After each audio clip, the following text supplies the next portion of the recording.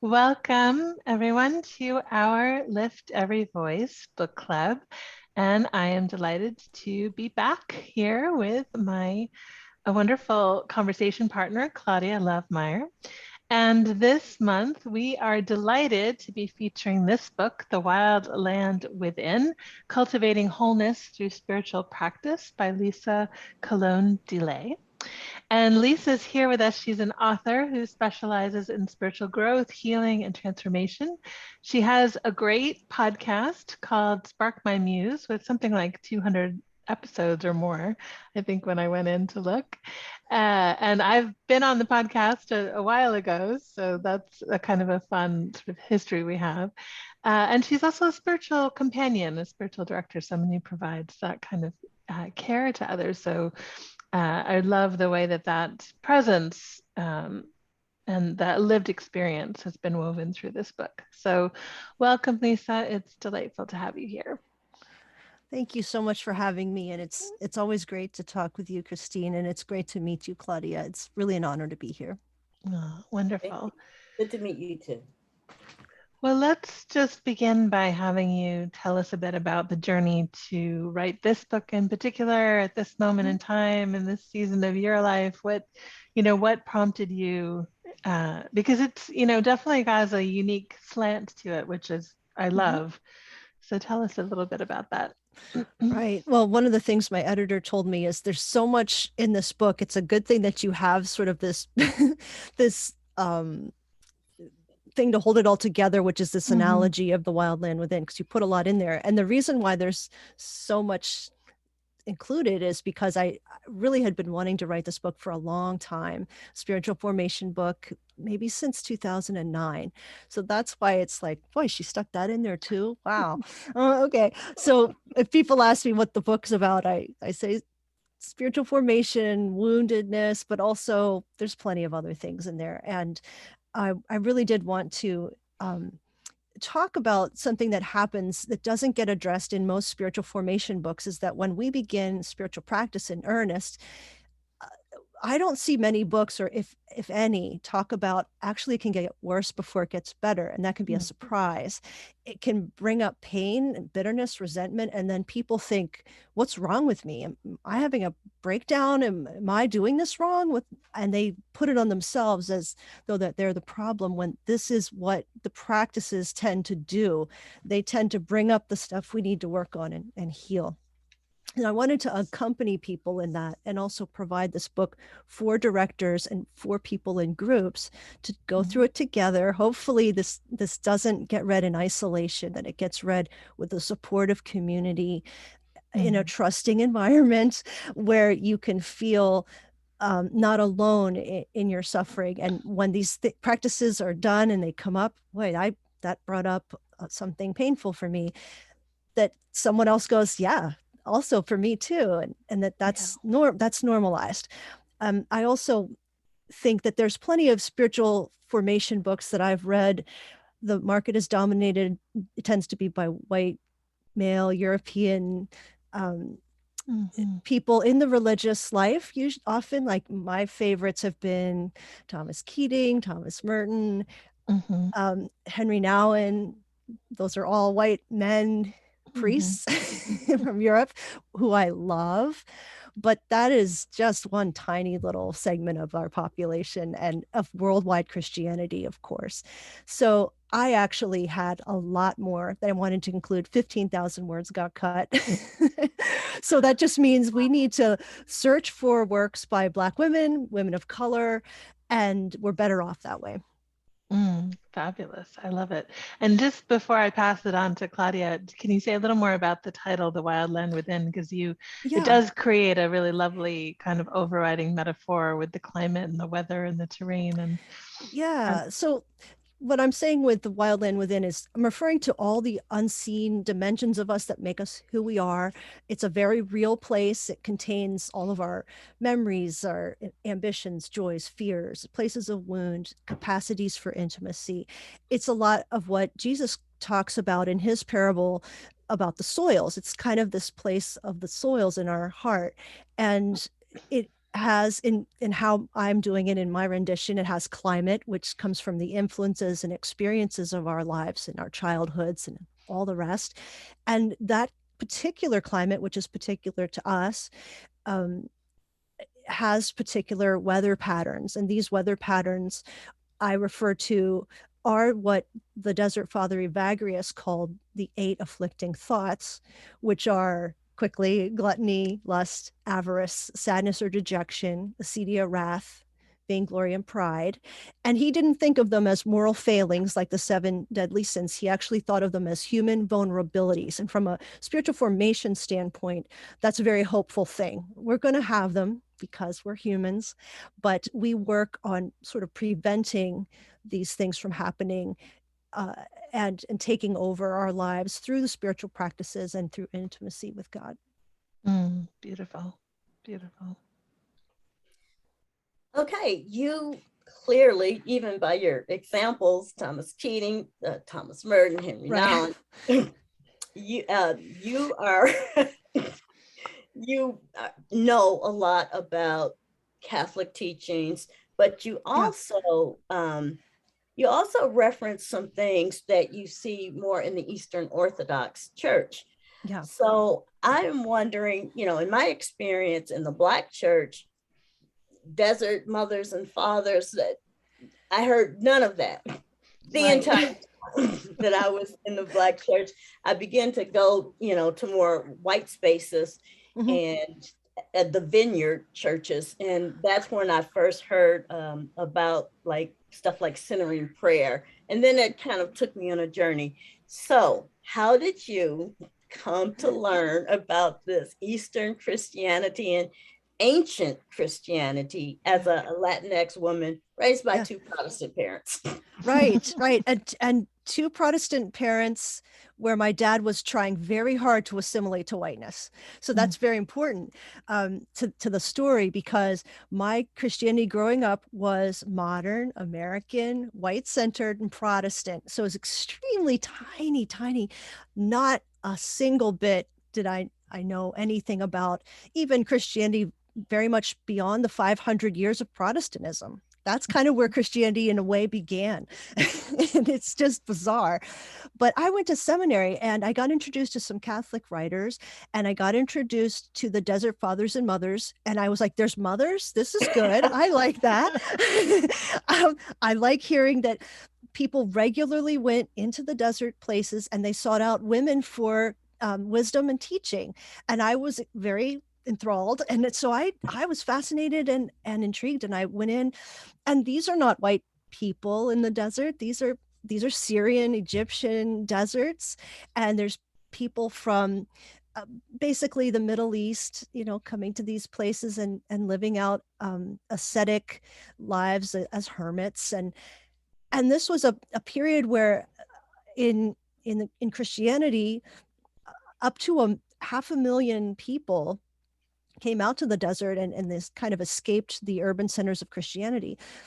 Well, I just kind of fell in love with it. So yeah, no exposure at all. And I think that this is part of disrupting what has happened in America in evangelicalism, is this kind of this stranglehold on what Christianity is. It's like, well, there's an entire world and there's an entire 2,000 years of Christian history. How about we talk about all of that too? And that's part of all of our heritage. So yeah, I grew up very sheltered in a little bubble. I was really glad that it's burst.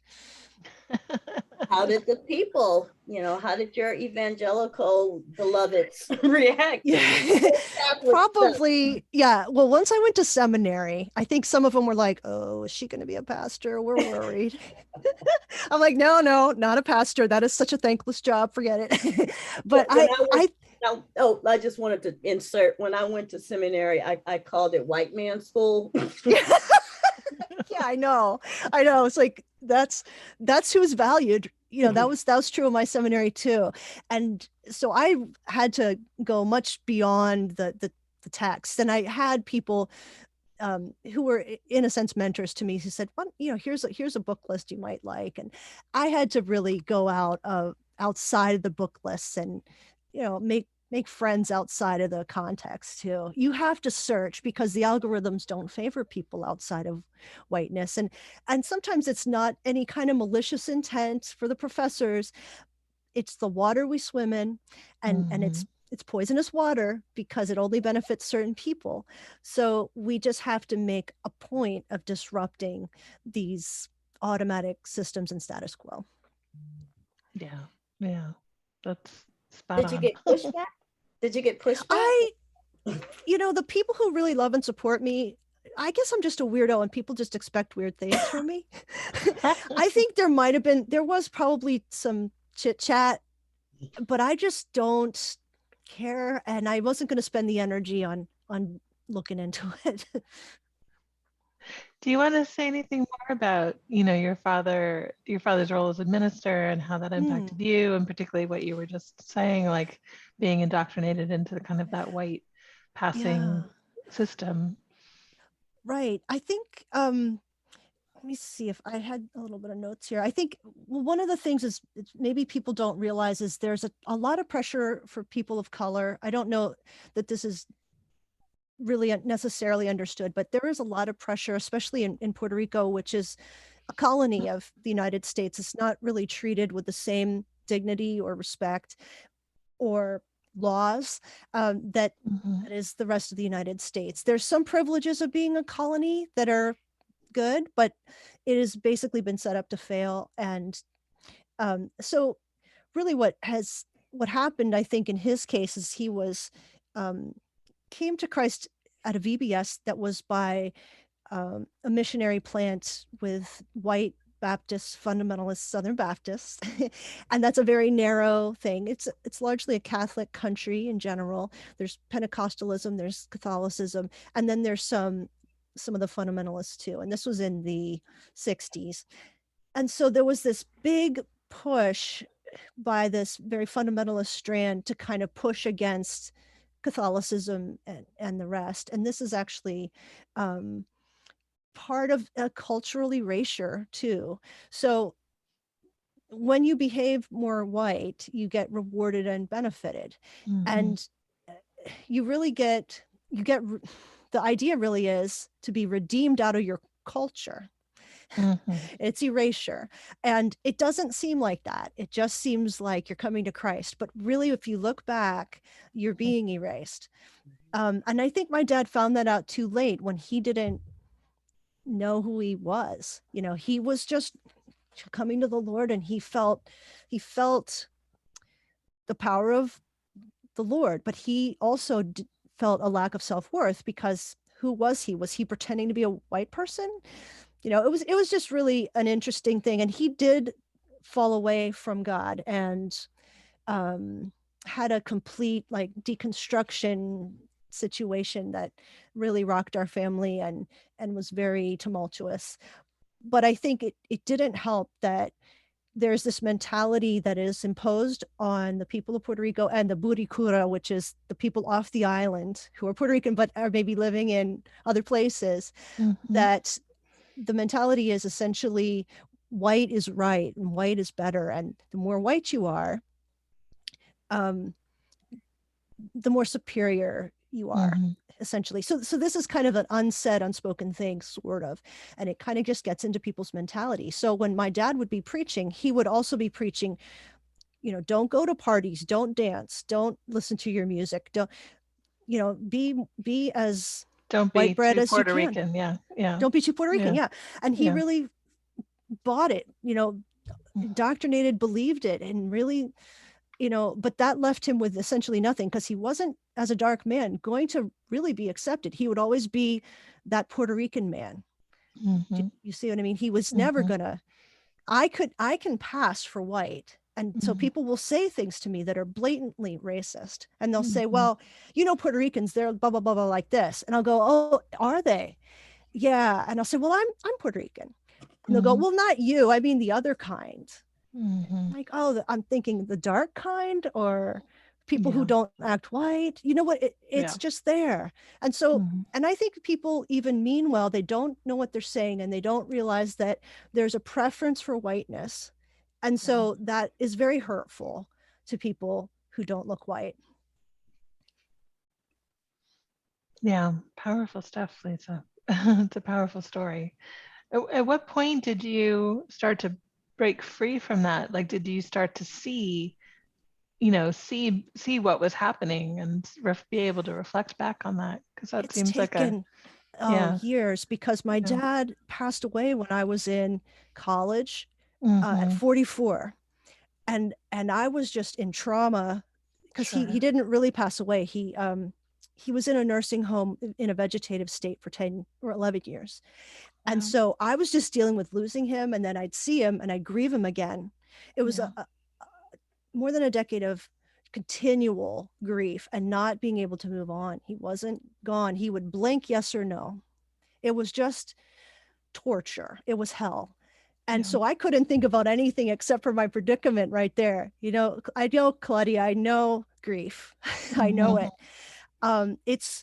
It's hard, and you're just where you are. You're just where you are, and you can't be anywhere else. Later on, I started understanding, as I started reading more people of color. I started reading, and this is his life. This is his situation. I am adjacent to it. I don't have to experience it, but yet it is very close, because I saw it all the time. I saw Mm-hmm. how people treated him. I saw how people spoke to him. I would often hold his hand as a little girl, or even 13-year-old, and we'd walk down the street, and he would protect me by saying, "Oh, they think we're on a date." I didn't know what that meant. That Mm. meant that we shouldn't be together because we look too different.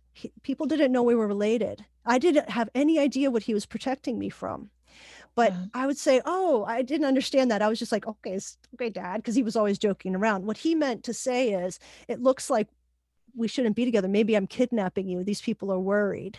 You know what I mean? Wow. But I was Yeah. always holding his hand because we were super close, and I love my daddy. Yeah. But I didn't realize there was all this racial colorism stuff Mm-hmm. going on, but it Wow. was all over. And later on, after I grieve my dad, I'm going, "Oh my gosh," I'm decoding all of it. And I'm going, "Oh," because to me, he was dark, but he was just my dad. I wasn't thinking in those terms. I wasn't thinking he Sure. was other. He was my daddy, right?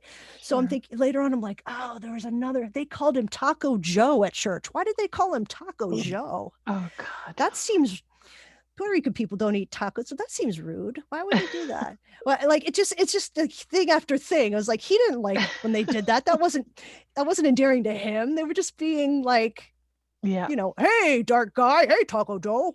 Was Yeah. it kind of? He didn't just, they would say, Yeah. "Are you really from the United States? Are you really a citizen?" He's like, "Well, I was born in Brooklyn."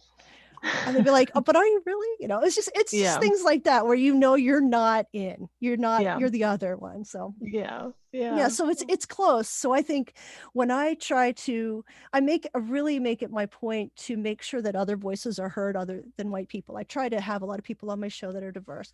And I can understand if people seeing me would be like, "Well, she's just trying to benefit her whiteness by doing that." But it is very personal to me.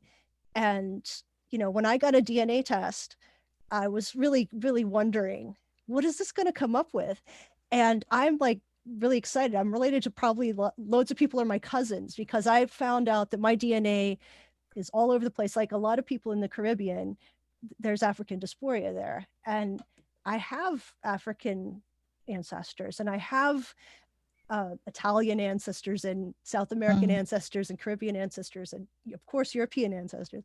But I was like, wow, I'm kind of related to everybody, and I love it.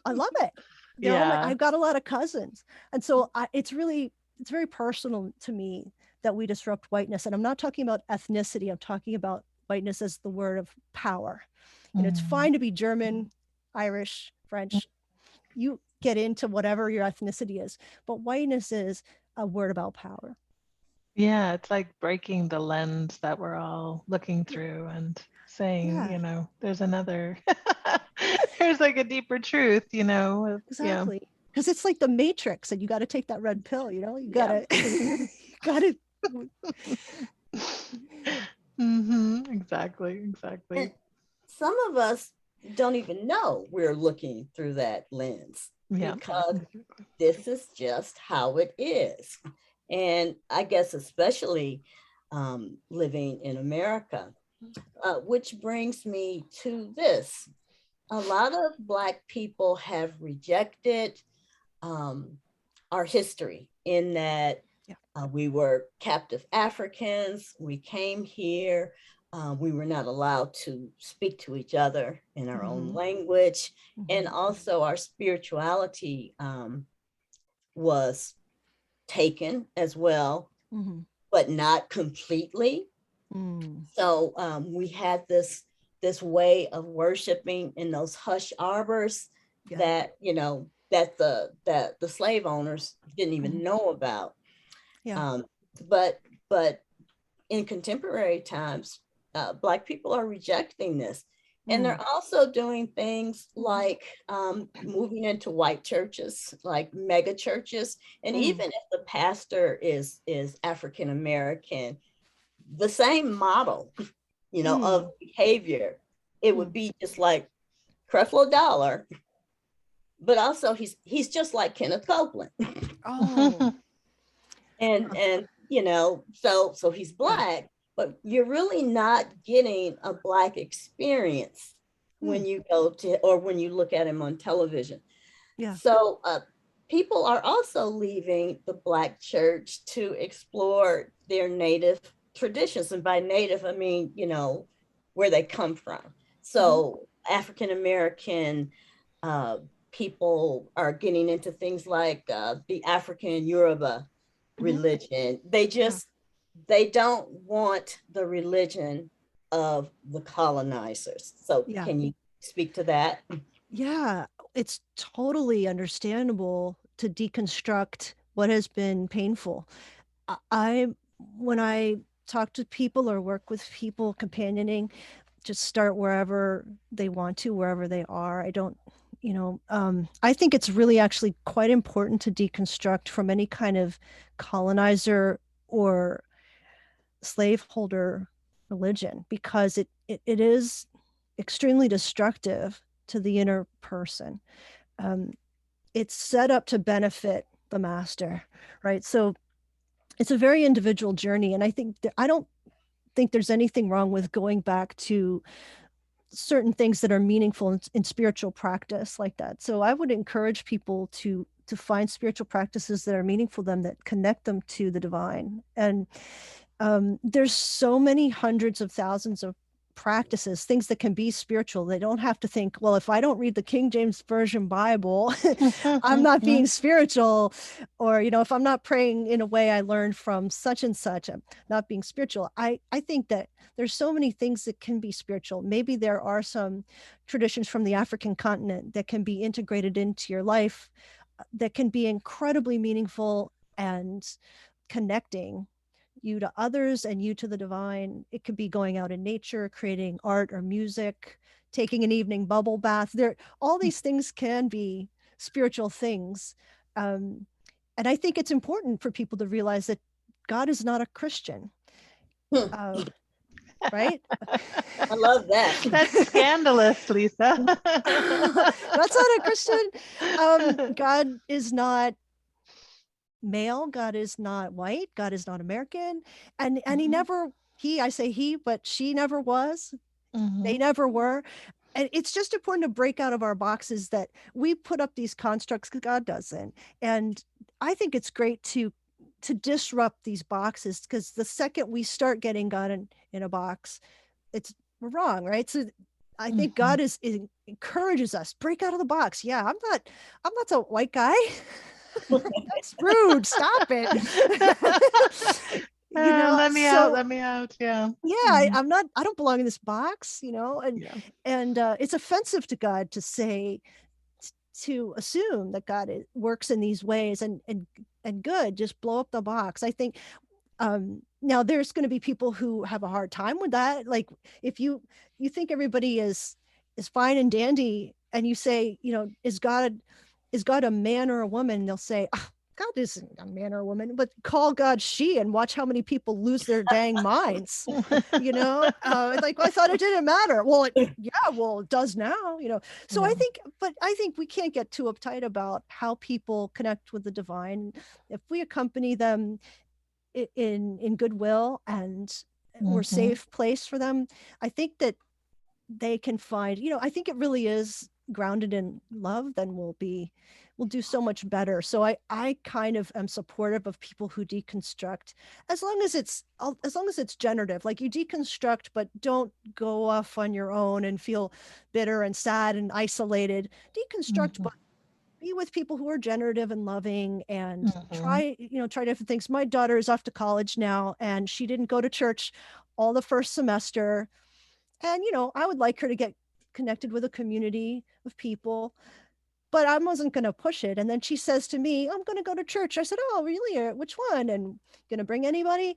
When she is ready, she can go. She can pick where she wants to go. And I said, what's fun about college is that you can try different things. You explore what God means to you and how you connect best. And that's kind of part of the adventure and the fun of starting out in adulthood, I hope. Yeah, that's beautiful, to give that spaciousness and that freedom.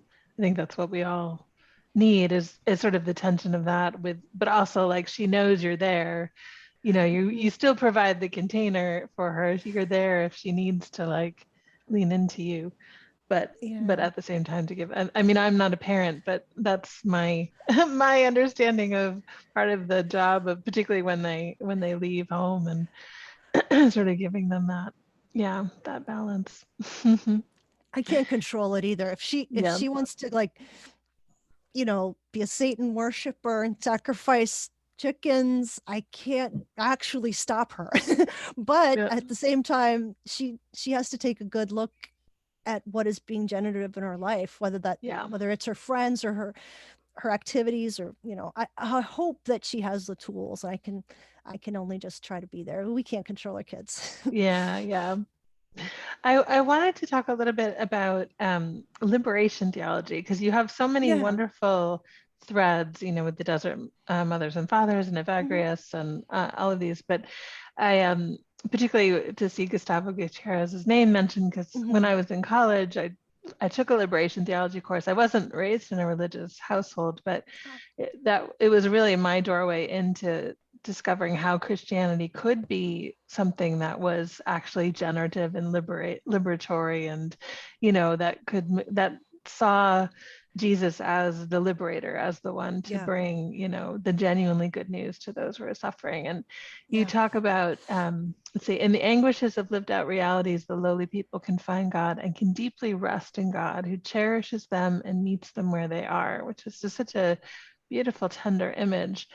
And particularly because our community is focused on the contemplative life and contemplative practice. So I'm really interested in, how does contemplative practice meet people in this terrible suffering and struggle, and what does it have to offer the world, and vice versa. How is contemplative life enriched by knowing the stories of that suffering and struggle? So it's a two-way conversation.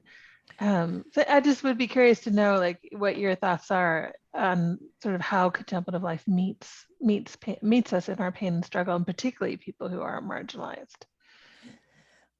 One of the first things I'll say is, the best way to know is to read my book exactly as to read Gustavo Gutierrez, because he explains it from the context better than I will be able to. What he really is speaking of, and what I was writing there, is that the people who suffer each day and wind up having early deaths because of oppression, poverty, and socioeconomic suffering, the people he's with in Peru, they cannot help but be under this thumb of oppression and suffering. And they are forced really to have a contemplative life. It's not really a choice for them, but they are experiencing the presence of God because they are so close to suffering, in the way that Jesus identifies with us in the same way. Jesus came as impoverished, with no place to lay his head.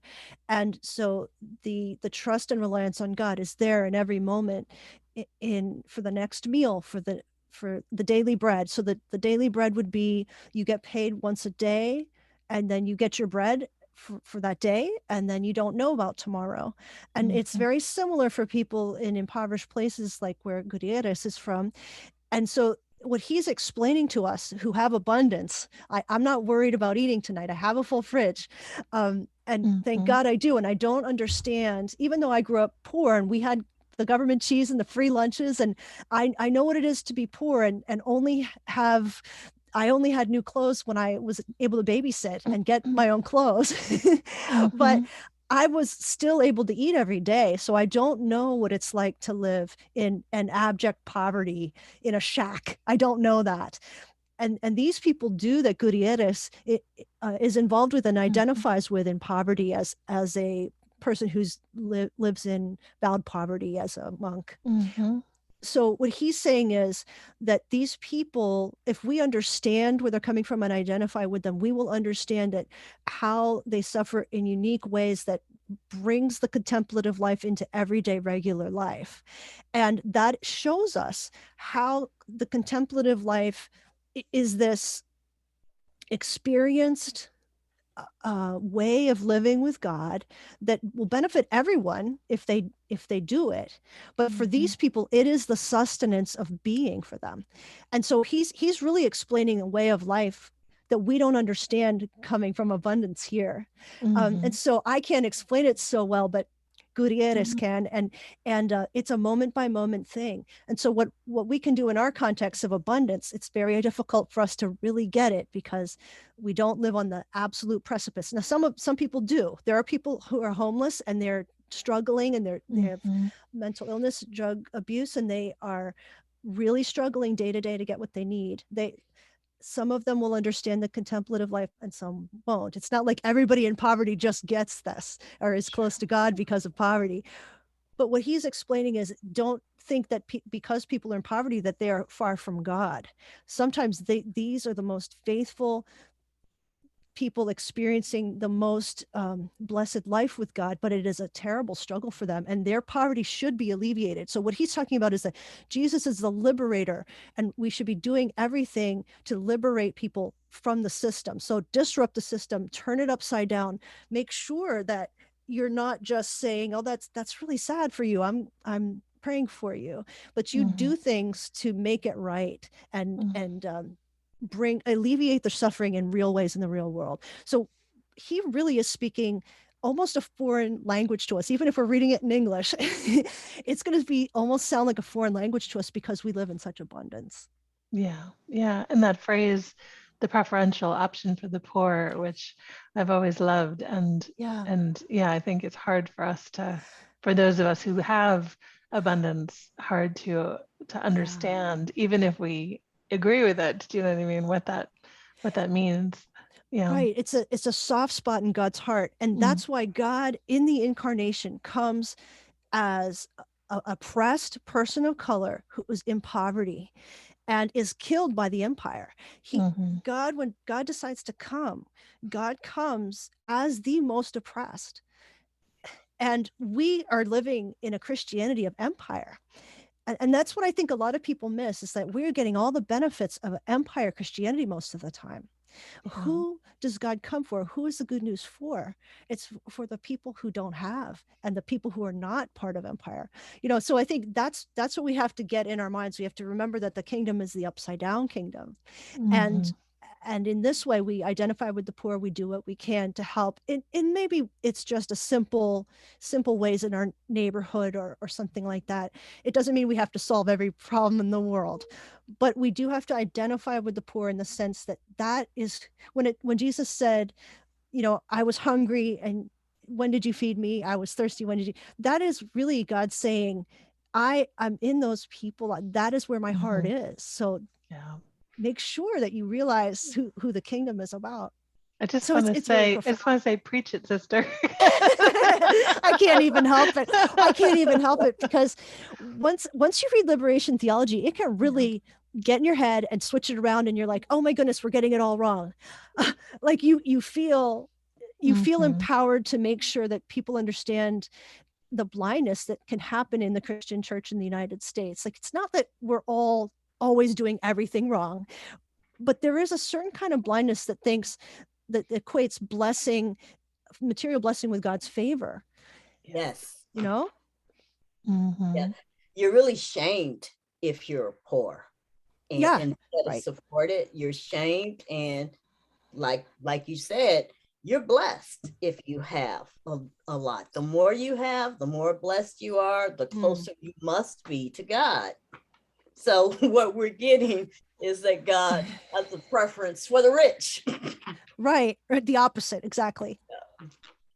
Yeah. And I think Jesus over and over says who the good news is for. When he reads out of Isaiah, he's talking about the poor. When Mary says her song, she's talking about the rich go away hungry, the bellies of the poor are filled. And she's inaugurating this kingdom where everything changes and the last are first. You know, it's over and over in the Bible, but we're kind of like, you know, a little blind to it, I think. Yeah. All right, let's get to chapter 5, and I'm going to read a passage that's on between bottom of page 82 and to 83. Yeah. And this is Evagrius. How do you say that? Evagrius usually, I think so. Evagrius says, before we can contend with our inner weather, and then he goes on to tell us that we have something else to handle first. The primary affliction to deal with prior to considering the 8 afflicting thoughts is the love of self. You went on to clarify that he's talking about selfishness and self-preoccupation, as well as centering ourselves in our stories. So could you tell us what centering ourselves in our stories looks like? And then we'll talk about my experience as a Black woman. Yes, thank you. And I really thank you for asking this, because I'm happy to underscore this can be a little bit of a tough point.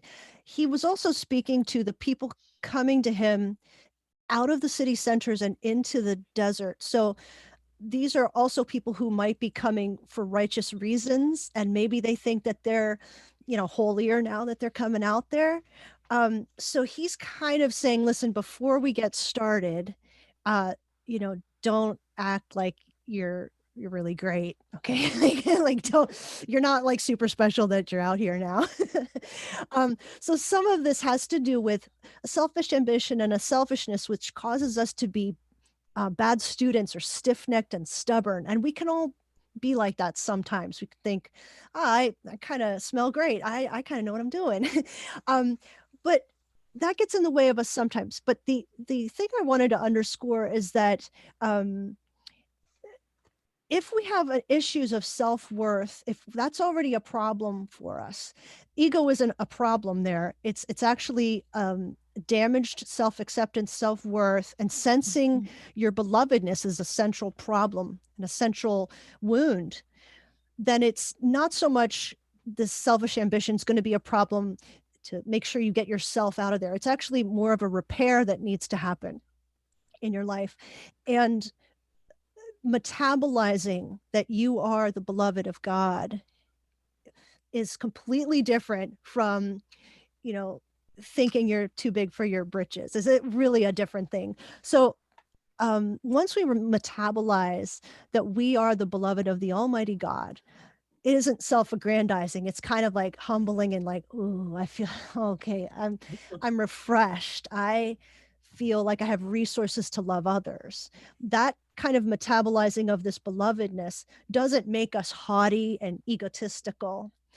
But that is what Evagrius is trying to say to people. Now, don't think because you left your family behind and you're coming out to the desert for a special ascetic life that you're all, you know, you're holier than the family that you left behind. Get rid of that notion before we can even deal with anything else, because that cannot come with you out here to the desert. So he's kind of saying, dispatch that, and then we can get started, because you're not teachable yet. So there's kind of this distinction there. For our time, it's not as potent because there's hardly any of us going out to the desert to be ascetics and live this vocational life in the desert. But we can learn to be good students and have a kind of a teachable spirit and things like that. But it is important, I think, to make sure that we do work on sensing that we are the beloved of God. And if that's all messed up, it's going to be so hard for us to really sink deeply into the practices, to love others in a way. When it says, love others how you would love yourself, sometimes I think it's kind of like love others as you would want them to treat someone that you love. Yeah. Because we're not ready yet, because we are an enemy to ourselves sometimes. Yeah, I find it complicated, even to regard myself as the beloved, God's beloved, because as a Black woman, and I'm only speaking from the experience of a Black woman, we are regarded in the larger culture as ugly, as, our hair is the wrong texture, and our bodies are less desirable, like Kim Kardashian goes and gets a plastic surgery, but my butt is not, it's not right. Yeah, there's a fetishizing. Right. Yeah. Isn't loving. Yeah. So, we get all of these affronts to our dignity regularly. It's all over the media. Yeah. You go to a beauty supply store and you see every manner of hair texture, and maybe a little section of something for people who wear their natural hair. Yeah. And so we've got all of these wounds that go all the way back to slavery, when, our mothers were raped, and our children were taken away, and we were forced to breed like animals, which, that's the whole concept of chattel slavery. Your property, and in many ways, I'm going to treat you worse than we treat the animals. Right. So we've got all of this, that's a part, it's really in us. It's like it's in our DNA. And maybe we can have like some intellectual idea that we are God's beloved, but we're not anybody's beloved in the culture. So I just thought that was really challenging. Yes. Yeah, I think you're right. It's very deep wounds. It's very, very deep wounds. And it's not like, I can quickly heal from that. It's I hear you. I think, Lisa, maybe this would be a good time to pause and move into a spiritual practice, to have a bit of an experience right now, talking about the woundedness. And I'm sure a lot of people listening will resonate with some of that, and just to move into that grace and give ourselves a little sacred pause, if you're willing. Sure. I think one of the things we need when we're healing, we all need this, and is to make sure that our healing process involves some form of embodiment, that it isn't just in our head, we're thinking we're healing, talking it out, because most of our wounds are non-lingual, and they're offline, and they're not in a chronology. They're always in the present. So our trauma is always in the present. And that's why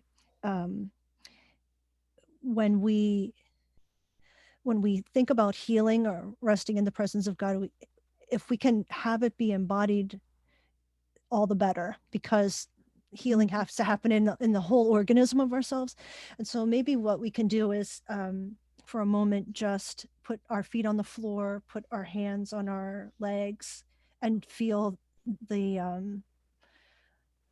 organism of ourselves, feel the warmth of our legs, feel the floor beneath us, and feel the size of our body, our beautiful body that God loves and made for us. And is breathed with a divine breath, and is glorious enough that God would incarnate the flesh of us,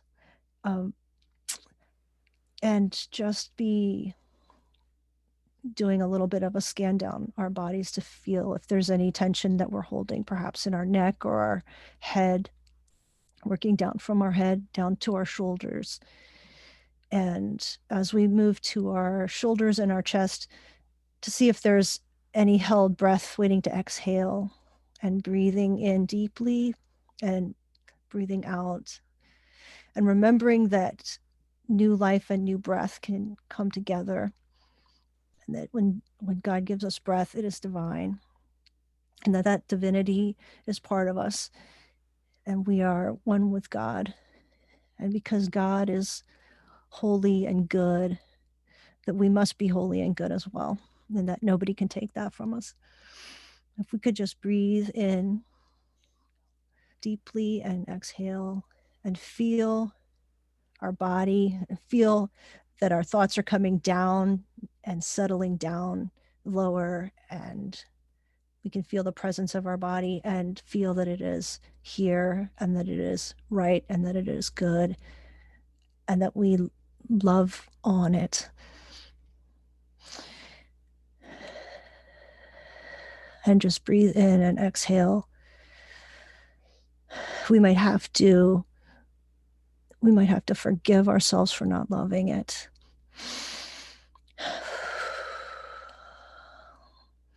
And just as you scan your body for any tension, you can just acknowledge that it is there. You don't have to fix anything. You can just be in the spot where you are.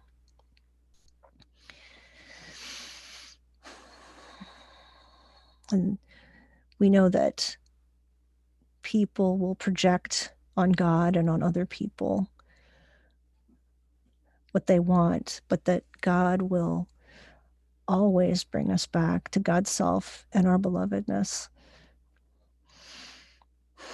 We could just breathe in a little, breathe in and exhale all of the tension from the body and invite God in to those places with that breath. Exhale the tension and give ourselves whatever time we need for that tightness to be expelled. Receive whatever we need from God.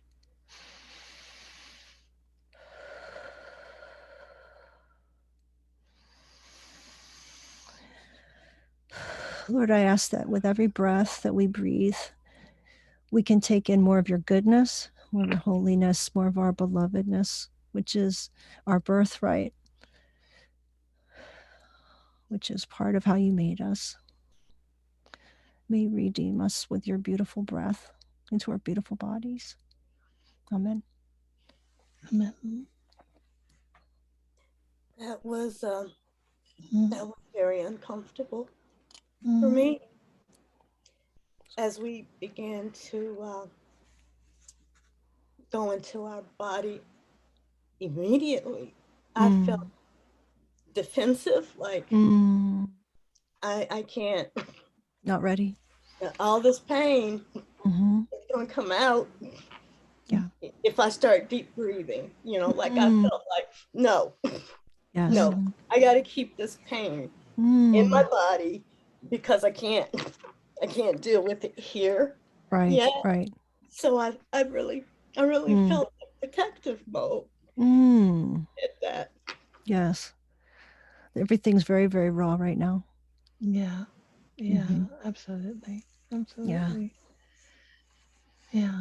I don't know if all of our viewers know that my son died of an overdose 3 months ago.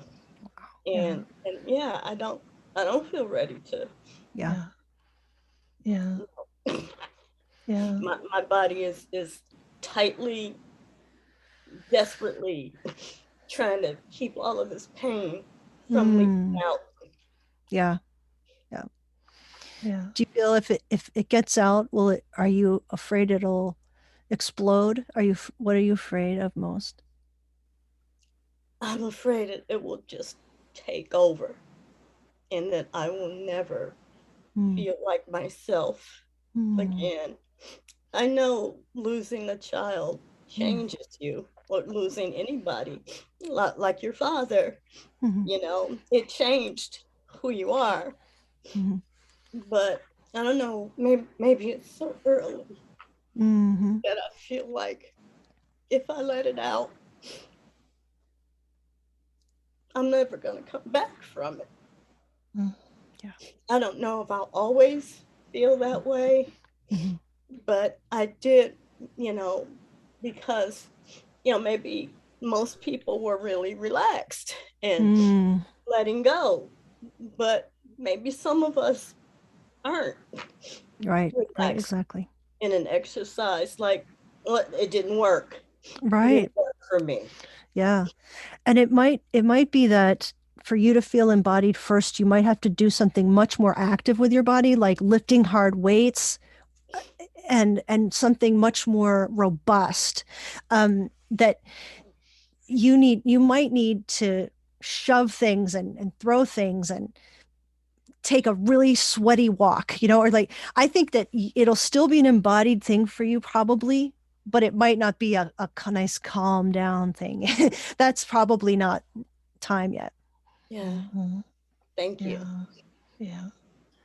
Yeah. Well, I know when I was going through grief, one of the things that was helpful for me was to have like a time during the day, like 10 minutes, 20 minutes, where I just let the grief completely go. And I know that you're having those times of wailing, Claudia, but just to, I think sometimes like we're walking around holding it all in to try and preserve ourselves just so we can survive, and there also have to be those like spaces where we do let it out, because otherwise it's just gonna dissolve everything inside of us.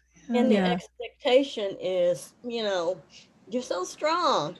I got to be a strong Black woman. I'm not feeling strong. I feel beat up on. Yeah. And where is the space for a Black woman to lament and to keen? I don't know where that is. Even in church, we just don't have that embodied way of worshiping in the same way. If I were in a hush arbor, I could wail and scream, but there's no place to do that. Wow. Yeah, you're right. I think it's so intense. Your body, you're holding it together because if you had a chance, it'd be big, right? But whatever it is that you need to do it. So that might mean throwing, falling out, throwing a fit, doing the thing you need, and whatever environment that could be safe in. It might not be church, but the day after, my priest came over to pray, and I had the sense that I just wanted to scream. Right. And I have a very mentally ill son. He jumped from the top of a 6-story parking structure. He survived, but it was a very traumatic few years. And during those few years, and you understand this, Lisa, from grieving your father again and again and again, like losing him over and over, I constantly had this urge to scream, but I didn't. So this particular day, it was so hard, and I felt that urge to scream. So Father Norman was praying, and my friend Lisa was just kind of bearing witness. And I just started screaming and kicking my legs, and they were just like holding space for me. They just let it out, just let it out. But 3 months out, it's like, I can't scream. People are on Facebook expecting me to be strong. No. And my daughter, she always like, even if I cry, Mom, you got to remember he's in a better place. She like tries to mother me and to make me stop crying. Yeah, sure. Yeah. But then you feel like you have to take care of her. But see, all the energy you're using to hold it in, absolutely exhausting. Absolutely exhausting. So that makes you want to scream more because it's too much. It's too much. Yeah. Yeah. It's you need what you need. You need what you need. It doesn't matter about the time. There isn't a timing kind of thing with grief. It's just what it is. And I don't know, there isn't like some answer of obviously, but I think that I hope that you give yourself whatever permission you need to do whatever you need, as long as it isn't, going to harm a person, but that what you need is what you need. Yeah. Yeah. Yeah. And maybe really to find, the throwing or doing something much more physical, because I didn't even know until we did that practice how I would I didn't know that I would react that way. And I can already feel if I can release, in this really big, maybe I won't have to scream. Like maybe you move furniture today, take your couch and just shove it across the room. And there's got to be something that you can do that feels like really hard work, and you just, as you're shoving something, you just let it out, and you just, because I think that our body is begging to feel something. It's stuck in there. It's stuck. And it's, you're a whole organism, and it gets caught up here, but your body's like, I gotta get this out. And so I hope that you find an embodied way. It might be screaming, but it also might be punching something. It might be kicking something.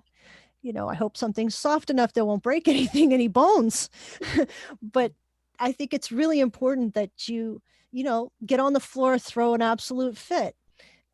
It's, there's nothing wrong with you. There's nothing wrong with you at all. Yeah. And also to really honor, Claudia, what you were sharing before about just carrying like the DNA of, women who've had all this grief and sorrow as well. And that, sometimes it's like we're the ones that end up having to process generations and generations of grief, because nobody before us has had that opportunity, whether we're a person of color or not. But then given that layer of experience, it's just, I think so, to really go gently with yourself, but also to know that you're carrying things on behalf of so many. Thank you so much for just saying the truth and just being vulnerable and just saying that. You're not putting on any pretense and facade for us. If people are listening to this, people are going to find resonance with that. Say, I haven't been brave enough to say that, or be truthful enough with myself to say what I need. I really need something more than just deep breathing. It's not working for me. No, I feel like that was a very alive moment there. And I'm grateful to you too, Claudia, for being willing to share, that no, this doesn't work. What do I, this is what I need. Absolutely. Yes. So, well, we're coming to the end of our time, and I just want to ask Lisa, what is the next on the horizon for you? Are you dreaming of more books to write, or, are you working on a current project besides obviously promoting this wonderful book that everyone should be reading? I'd like to say that on February 27th at 7 p.m. Eastern time, I'm going to do the whole book as a group, every single week on a Sunday. So if anybody wants to come to that, you can go to sparkmymuse.com and find a link to sign on. I would love to just journey with people together through the book. I haven't done that yet, and people are saying, I'm waiting for someone to do this with. So I was like, I'm someone, and we can all do it together. And then the other thing, I am writing another book, and it's on Renee Girard, which is a really known person who talks about mimetic theory, which is essentially that we are imitative creatures, and we only desire, aside from our needs for food and water and basic connection, we only desire what we want through other people. And this mediated desire is what causes our violence and causes all kinds of issues, both good and bad. And I feel like I've been handed the decoder ring on a bunch of things. He also goes into scapegoating and why that happens, and how Jesus is the ultimate scapegoat, that reveals our violence to ourselves, and talks about what God is about in terms of love and in terms of ending violence. And so I'm kind of knee deep in research for this, but I'm really hoping that it unveils the kingdom of God in a new way, and we stop thinking in violent, mimetic, imitative ways, because that's our default. Well, it sounds incredibly powerful, Lisa. I love the perspectives that you're bringing onto Christian practice and liberation and all of that. And I will include, if you send me the link, I'll include the link for your book, your book study, because that's also would be wonderful, I'm sure, for many people. Thank you. So sorry. So thank you, Lisa. It's been really fabulous to talk about The Wild Land Within, our February featured book. We're very excited to share this with our community and grateful for all your time and your wisdom. Really, really, I feel like I've had a session with a spiritual director, which I have. So, it's just nice to feel it that way. Thank you so much, both of you. I'm really, really grateful. As are we.